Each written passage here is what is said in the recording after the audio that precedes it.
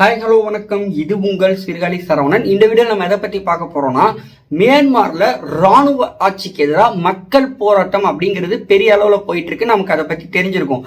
அந்த போராட்டத்தினுடைய ஒரு பகுதியா ஞாயிற்றுக்கிழமை பல்வேறு இடங்கள்ல மியான்மர் ராணுவத்திற்கு எதிராக மக்கள் பெரிய அளவுல திரண்டு ராணுவத்திற்கு எதிராக கோஷங்கள் எழுப்பினாங்க. இந்த போராட்டத்துல ஒரு கட்டத்துல என்னாச்சுன்னா, அந்த மியான்மர்ல இருக்கக்கூடிய பல்வேறு சீன கட்டுமானங்கள் மற்றும் சீன தொழிற்சாலைகளை அந்த மக்கள் பொறுத்த வரைக்கும் முற்றுகையிட்டாங்க. இதுல 10ற்கும் மேற்பட்ட சீனாவை சேர்ந்த தொழிற்சாலைகள் தீயிட்டு கொளுத்தப்பட்டன.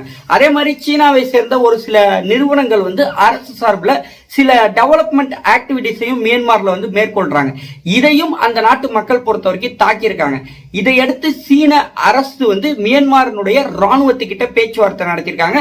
அதே மாதிரி மியான்மர்ல இருக்கக்கூடிய சீன தூதரகம் இருக்காங்க இல்லையா, அவங்களும் மியான்மர் ராணுவத்துக்கிட்ட பேச்சுவார்த்தை நடத்தி இந்த மாதிரி அங்க இருக்கக்கூடிய சீன கட்டுமானங்கள் சீனர்களும் குறிவைத்து தாக்கப்படுறாங்க, இதற்கு மியான்மர் ராணுவம் நடவடிக்கை எடுக்கணும், ஏன்னா ஆட்சியில ராணுவம் தான் இருக்கு அப்படிங்கிற மாதிரி கேட்டிருந்தாங்க. இதையடுத்து மியான்மரினுடைய ராணுவம் மேற்கொண்ட நடவடிக்கையில 38ற்கும் மேற்பட்ட மியான்மரினுடைய அந்த போராட்டக்காரர்கள் இருக்காங்க இல்லையா, அவங்க கொலை செய்யப்பட்டிருக்காங்க. இது சம்பந்தமான செய்திகள் பல்வேறு ஊடகங்கள், சர்வதேச ஊடகங்களும் வெளியிட்டு இருக்காங்க. இந்த நிலையில இதுக்கு முக்கியமான காரணம் என்ன அப்படின்னு நம்ம பாக்குறப்ப, ஆல்ரெடி நம்ம முந்தைய பதிவுகள்ல சொல்லியிருந்தோம். இந்த மாதிரி பாகிஸ்தான்ல பலூச்சிஸ்தான் மாகாணம் இருக்கு, இங்க சீனா பல்வேறு வளர்ச்சி திட்டங்கள் மேற்கொள்றோம் அப்படிங்கிற பேர்ல சில ராணுவ கட்டமைப்புகளை ஏற்படுத்த முயற்சிக்கிறாங்க. இதற்கு சீபெக் திட்டத்தை கூட அவங்க பயன்படுத்துறாங்க அப்படின்னு சொல்லியிருந்தோம். China Pakistan economic corridor. இந்த திட்டத்தினுடைய பெரும்பகுதி பலூச்சிஸ்தான்ல அந்த குவாடார் போர்ட்ல தான் அவங்க மேற்கொள்றாங்க. இந்த குவாடார் போர்ட்டும் சரி, இந்த பலூச்சிஸ்தான் மாகாணத்தில் இருக்கக்கூடிய சீன கட்டுமானங்களும் சரி, பெரிய அளவுல அந்த பலூச்சிஸ்தான்ல இருக்கக்கூடிய பாகிஸ்தானை சேர்ந்த உள்ளூர் மக்களே பல முறை தாக்குதல்ல ஈடுபட்டிருக்காங்க. இதே மாதிரியான நிலை தான் இப்ப மியான்மர்ல ஏற்பட்டிருக்கு.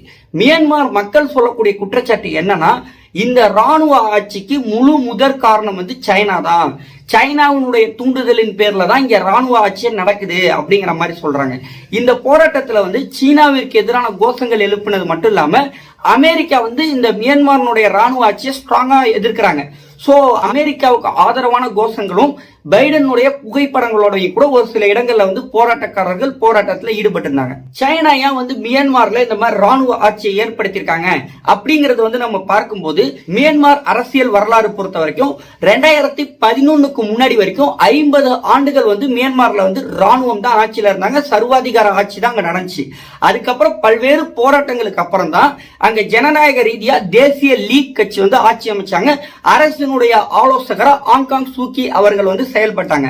ஆனாலும் கூட இதுல என்ன சிக்கல் வந்துச்சுன்னா, மியான்மருடைய அந்த நாடாளுமன்ற அமைப்புல 25% மேற்பட்ட இடங்கள் எப்பவுமே ராணுவத்தினுடைய வசத்துல தான் இருக்கும். அதாவது ராணுவம் தான் அங்க ரெப்ரசன்டேட்டிவா இருப்பாங்க. அது பர்மனன்ட் பிளேஸ், எலெக்ஷனால அது ரீப்ளேஸ் பண்ண முடியல.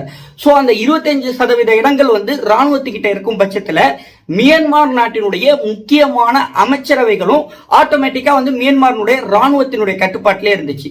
சோ இந்த நிலையில திருப்பி தேர்தல் நடந்தப்ப இதே தேசிய லீக் கட்சி முன்னாடி விட மிகப்பெரிய வெற்றியை பெற்றிருந்தாங்க. பிப்ரவரி 1ஆம் தேதி மீண்டும் அதே தேசிய லீக் கட்சி ஆட்சி அமைக்க இருந்தாங்க. சோ இந்த நிலையில தான் பிப்ரவரி 1ஆம் தேதி மியான்மருடைய ராணுவம் என்ன செஞ்சாங்கன்னா, இந்த தேர்தலில் ஒரு மிகப்பெரிய முறைகேடு நடந்திருக்கு, சோ ராணுவ ஆட்சியை நாங்க இம்ப்ளிமெண்ட் பண்றோம் அப்படின்னு சொல்லி அவங்க ராணுவ ஆட்சியை இம்ப்ளிமெண்ட் பண்ணிட்டாங்க. இதனால பாதிக்கப்படக்கூடிய விஷயங்கள் என்னன்னா, கடந்த ஆண்டு தான் இந்தியாவுடைய ராணுவ தளபதி ஜெனரல் முகுந்த் நரவானே அவர்கள் மியான்மர் சுற்றுப்பயணம் போயிருந்தாங்க. மியான்மர் இந்தியா இடையில ராணுவ ரீதியா பல்வேறு ஒப்பந்தங்கள் ஏற்பட்டிருந்தது. அதே மாதிரி பங்களாதேஷா இருக்கலாம், நேபாளா இருக்கலாம், பூட்டானா இருக்கலாம், ஸ்ரீலங்காவா இருக்கலாம், இந்த அண்டை நாடுகள் எல்லாத்திலையுமே இந்தியா வலுவா கால் பதிக்கிறதுக்காக தொடர்ச்சியா பல்வேறு முயற்சிகள் மேற்கொண்டிருந்தாங்க. அதுல ஒரு சில வெற்றிகளையும் இந்தியா தரப்புல இருந்து பெற்றிருந்தாங்க.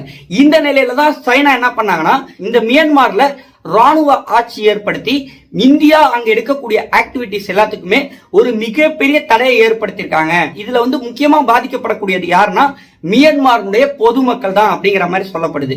இப்ப கூட என்னாச்சுன்னா, இந்த மாதிரி சைனாவுடைய கவர்மெண்ட் மியான்மர் ராணுவத்தை கேட்டுக்கிட்டதுக்கு அப்புறம் மியான்மர் ராணுவம் என்ன பண்ணிருக்காங்கன்னா, மியான்மர்ல இருக்கக்கூடிய சீன கட்டுமானங்கள் மற்றும் சீனாவுடைய அநேக தொழிற்சாலைகள் எல்லாத்துக்குமே மிகப்பெரிய அளவுல ராணுவ பாதுகாப்பை ஏற்படுத்தி வச்சிருக்காங்க.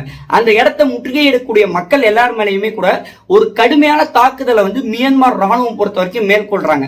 38 பேர் ஞாயிற்றுக்கிழமை ஒரே நாள்ல மட்டுமே பலியாயிருக்காங்க. ஆனாலும் கூட அபிஷியலா பலியானவங்களோட எண்ணிக்கைங்கிறது வந்து பெரிய அளவுல அதிகரிக்கும் அப்படிங்கிற மாதிரி சொல்லப்படுது. மியாவதி டெலிவிஷன், மியான்மரினுடைய அபிஷியல் செய்தி நிறுவனம், அதுல வந்து 20க்கும் மேற்பட்டவர்கள் பலியாகி இருக்கலாம் அப்படின்னு தான் சொல்லியிருக்காங்க. சர்வதேச ஊடகங்கள் தான் 38 அப்படிங்கிற எண்ணிக்கை சொல்லியிருக்காங்க. சோ இந்த ஒரு ராணுவ ஆட்சி அப்படிங்கிறது அங்க முடிவுக்கு வந்து ஜனநாயக ஆட்சி வந்து அங்க ஏற்படணும் அப்படிங்கிறது தான் எல்லாரோட எதிர்பார்ப்பாகவும் இருக்கு. அமெரிக்கா மற்றும் இந்தியா தரப்புல இருந்து இதற்காக திரைமறைவில் ஒரு சில முயற்சிகளை எடுத்துட்டு இருக்காங்க.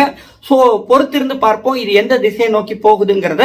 இதான் இந்த ஒரு பதிவில் நான் சொல்ல வந்த விஷயம். இதை பத்தி நீங்க என்ன நினைக்கிறீங்க அப்படிங்கிற உங்களுடைய கருத்துக்கள் அவசியம் பதிவு பண்ணுங்க. இந்த வீடியோ உங்களுக்கு பிடிச்சிருந்ததுன்னா உங்களுடைய நண்பர்களுக்கும் மறக்காம ஷேர் பண்ணுங்க, சப்ஸ்கிரைப் பண்ணுங்க, பெல் ஐகான் பிரஸ் பண்ணுங்க, சப்போர்ட் பண்ணுங்க. தேங்க்யூ ஃபார் வாட்சிங். ஜெய் ஹிந்த்.